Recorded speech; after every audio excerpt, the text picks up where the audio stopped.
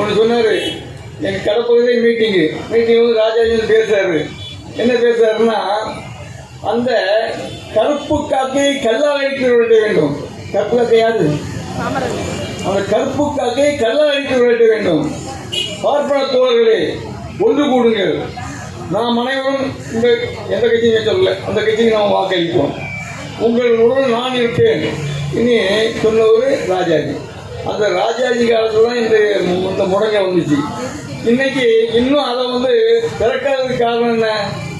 இன்னைக்கு கட்சியினர் அத்தனை பேருமே பலர் பெரிய பெரிய தொழிலதிபர்கள் காட்டிக்கிறோம். அத்தனை பேருமே இது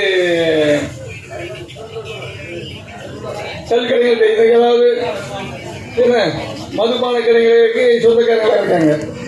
அது எங்களுக்கு வருமானம், அவங்களுக்கு வருமானம், அவங்களுக்கு வருமானம். இன்னைக்கு எல்லாமே வருமானமே ஆகிப்போச்சு.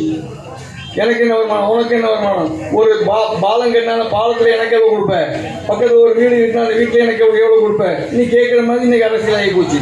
ஆக எல்லாமே அதை தான் நினைக்கிறாங்களே தவிர நம்மை நினைப்பதில்லை. நாம் என்றைக்குமே